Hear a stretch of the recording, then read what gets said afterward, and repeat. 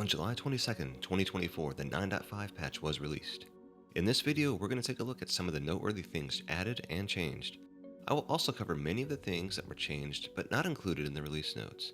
I've scoured Discord to accumulate as much information as possible for this video. So let's dive in.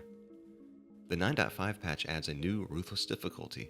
This difficulty is geared towards seasoned defenders and makes many of the early game maps much more difficult and the later maps harder as well.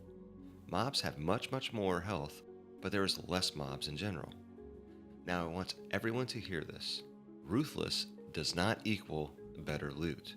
Stats on armor, weapons, accessories, and pets will all roll the exact same way as they do on Nightmare difficulty. There is not a new quality tier. Well then, what is better on Ruthless? Rates for Ultimate 93, Ultimate Plus, and Ultimate Plus Plus gear are better on Ruthless. So as a fictional example, if an item had a plus rate of 1 in 37 runs on Nightmare, the rate may be 1 in 30 runs on Ruthless. So rates equal better, stats are the same. Now what does all this mean for weapon, pet, accessory, and armor farming? Well, Slenderman provided this data to better show the rate differences. On Ruthless, 50% of all ults will be Ultimate 90, 26.88% of those will be Ult 93, 11.7936 of those will be Ult Plus, and 3.3264% of those will be Ult Plus Plus. On Nightmare, it's 60% to 26.8 to 10.56 to 2.64. So the rates are better on Ruthless. That's a lot to process. Just know that the chances of getting an Ult Plus Plus piece are better on Ruthless than on Nightmare. Plus pluses won't start raining from the sky, but you may see them slightly more often than you did on Nightmare. Now, with that said, how do you farm? Basically, here's how it will go. You will play Ruthless Difficulty when farming weapons on campaign and survival pets. Now this only applies to pets that can roll plus plus. Pets that are locked on specific difficulties like prop cats, unicorns, and treadmill pets should be farmed on Nightmare as there is no benefit to farming them on Ruthless. When farming armor, you play Nightmare difficulty. Wait, Theo, you said Ruthless had better plus plus rates. I did. I also said Ruthless reduces mob counts. Less mobs, less loot. Also, Ruthless difficulty practically requires a tower boost monk, which limits armor drops even more. So now we know, Ruthless equals campaign weapons and most pets. Nightmare equals armor, accessories, and some specific pets. Now with all that said, patch 9.53 shows up with this little tidbit. Enemies have a chance to drop extra items on Ruthless difficulty to make Ruthless survivals more appealing. What are you doing to me, Thalos? Time will tell whether Ruthless survival becomes the predominant armor farm. For now, I'm sticking with what I said earlier, armor farm or Nightmare difficulty until I am proven wrong. Okay, that covers the new difficulty. Let's talk about the updates to maps played on Ruthless. First, all maps played on survival on Ruthless difficulty now go to wave 35 instead of wave 25 on many of the early game maps. Random rewards will be added to all Ruthless survival maps at a later date. Alchemical Lab, Throne Room, and Summit also have new pets that drop on Ruthless Survival Wave 35. These pets are not available on Nightmare or below. Also, the notes say Campaign, but that was changed to Survival with the first hotfix. The Baby Demon Lord from Alchemical Laboratory is basically a better wasp and is seeing use in the new Eternia Gauntlet map. This pet is still being tuned and may see nerfs and buffs over subsequent patches. The Baby Goblin Mech from Throne Room is similar to the Crystalline Dragon with a slightly wider spread. I still think the Sea Drag wins, but the Baby Mech is a nice alternative and probably much easier to farm. The Baby Ancient Dragon is similar to the Mini Wasp Queen. That's just from what I'm told. Time will tell whether the Baby Dragon will rise up the ranks of DPS pets. But as a whole, the general consensus seems to be pretty positive on the 3 new pets. Temple of Polybus, True Boss Rush, Halloween Invasion, and Eternia Gauntlet also all receive double end-map rewards when playing on Ruthless difficulty. 2 Moonstaffs per Halloween Invasion run? Absolutely. Just know that these maps are much harder, and in the case of Poly, different than their Nightmare versions.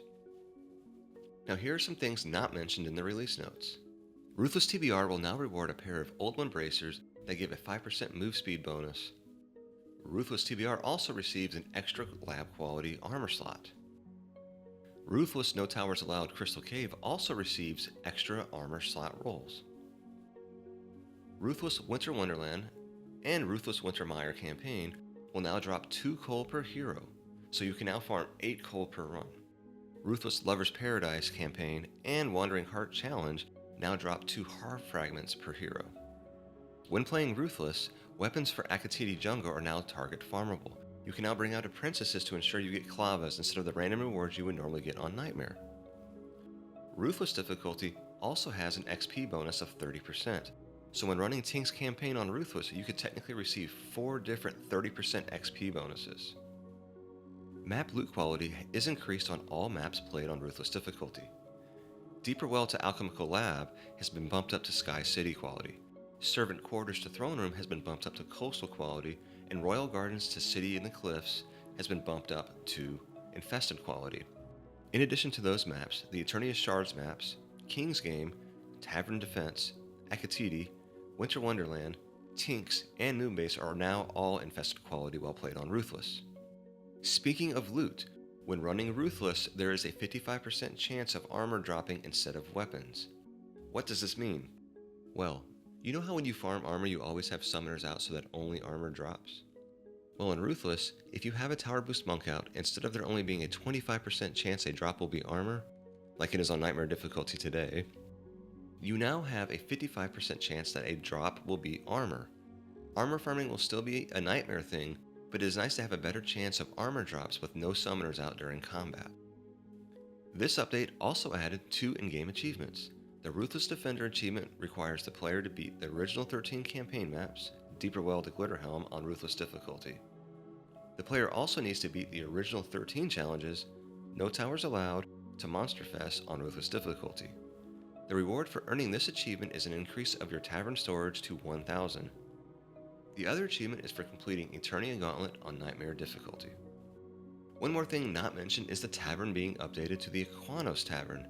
Whether you like it or not is a personal preference, but I kind of like the change. Just know that players will have the ability to switch tavern themes in a future release. That is a lot, but wait, there's more. This update also brings a very unique map made by Martin as well as 2 new weapons. Eternia Gauntlet is a DPS map and is one of the most visually impressive maps in the game. I'll be honest, it would be some time before I end up playing this map just due to how long it takes me to get comfortable with DPS maps. I've watched many play the map and it is very cool to watch, and I hope to play it sooner than later. The 2 new weapons are pretty good as well. The Lumeric Staff is basically an Empress Scepter with lower base damage, higher damage per upgrade, and possibly better stat rolls. This is a weapon that would be used by DPS EVs for sure. The Abyssal Fin Sword is basically a Goblin Wrench with 15% worse base damage, but does have a 10% move speed bonus. This may become a favorite weapon for barbarians. Honestly though, this map deserves its own video. It is just that beautiful to look at. As for balance changes, there is one big thing to mention: the nerfing of Huntress's piercing shot by 50%. Now what this means for her use on DPS maps, that is still to be determined. Just know she isn't as awesome as she was. A new selection UI for True Boss Rush checkpoints is a pretty big thing for TBR players, and probably getting a mini-map on the Gauntlet part of the map is cool as well. Those are the key items I wanted to talk about from the release notes. Is that all? Nope. Released alongside this update is a new DLC. The Warping Core Challenge Pack 2 is a DLC that will need to be purchased separately. This DLC, like the Hermit DLC, is not part of the Ultimate Edition pack of the game. The Warping Core Challenge Pack 2 is 3 maps featuring a core that warps to random locations at random times. Completing each challenge rewards an accessory. You will earn Zemira Braces from Part 1, Zemira's Mask from Part 2, and Zemira's Hat from Part 3. Once you've completed all 3 parts, when you return to the tavern, you will be rewarded with Zemira's Mount, which is a physical damage version of the Crystalline Dragon. It does about 20% less damage, but does have a move speed bonus. Now, the amount of pets you receive upon completion is determined by the difficulty level. You receive 3 pets for Ruthless, 2 pets for Nightmare, and 1 on Insane and Under. Now, before I end the video, I do want to shout out Sean3141 for selling me strawberry, Oreo for selling me blueberry, and Crazy Smiley for selling me grapes. I love seeing all of the new Guardian Pet colors on my summoners. Thank you all. Lastly, I did record this video in the midst of COVID.